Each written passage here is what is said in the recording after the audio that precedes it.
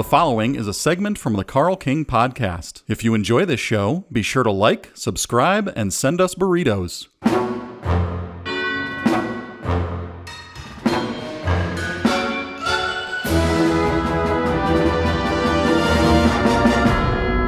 Up first, we have Barbarian from 2022. It's a long time ago. Screenwritten and directed by Zach Kreger, and starring Georgina Campbell. And some of you may already know that she graduated with a Bachelor of Arts in Film Studies. When I rented this film, I had no idea what to expect. Leanna Vamp invited me to a private screening of it a few weeks ago, but I could not go. The film begins with the protagonist, Georgina Campbell, arriving very late at night at an Airbnb. It's dark, it's raining, and she has no idea where she is. She goes up to the door and discovers the key is missing from the lockbox and can't get a hold of the rental company, and then realizes someone else, some guy, is staying in the house. Now let's dig into these implausibilities. What does Georgina Campbell do? She bangs on the door and argues with him. To prove that she has the right address, she opens up her email and hands him her phone. Then she even goes inside with him. I thought, this is stupid. There's no way. This woman is an idiot. But I later discovered this on Wikipedia. The writer-director was, quote, inspired by the nonfiction book The Gift of Fear, citing a section that encourages women to trust their intuition and not ignore the subconscious red flags that arise in their day-to-day interactions with men. He sat down to write a single 30-page scene that would incorporate as many of these red flags as possible. Unquote. Okay then, I will let everyone know.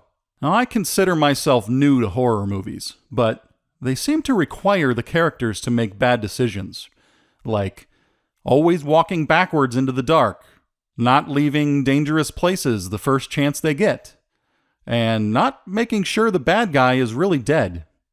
Anyway, we get some character setup. Georgina Campbell is in town for a job interview, and it ends up having nothing to do with the plot. We think we're going to see one thing, and then we see another. Makes me feel like, well, why did they tell us all of that?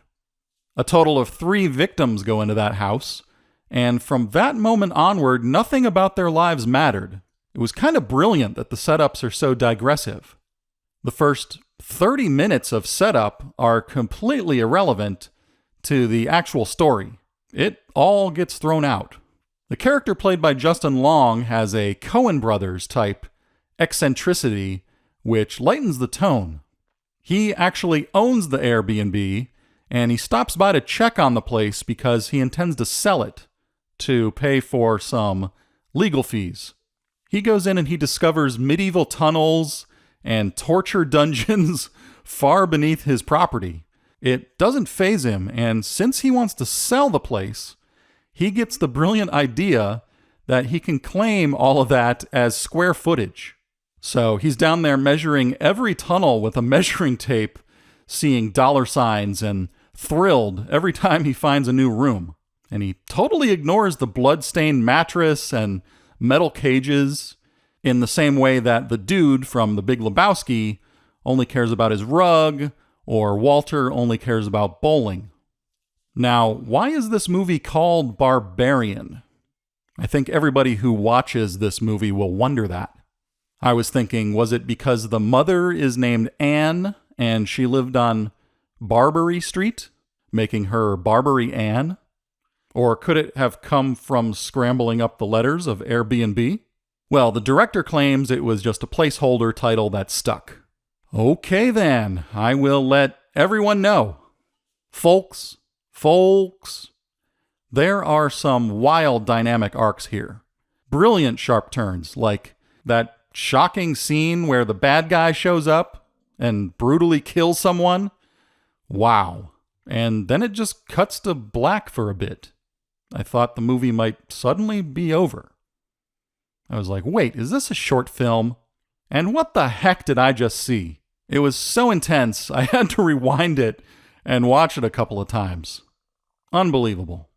After that long cut to black, it jumps into this islandy reggae type music with Justin Long driving a sports car down the PCH in Malibu. He's singing along poorly to a song by Donovan, and it's actually called Ricky Tikki Tavi.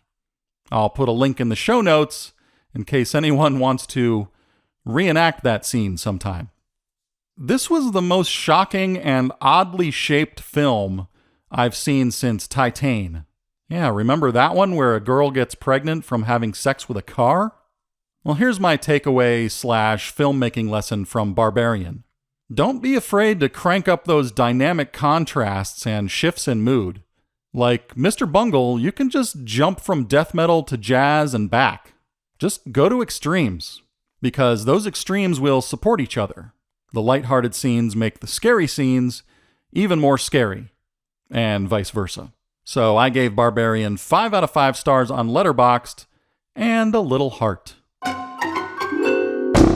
If you enjoyed this segment from the Carl King podcast, remember, you can also listen on Apple Podcasts, Spotify, or through an old rubber hose.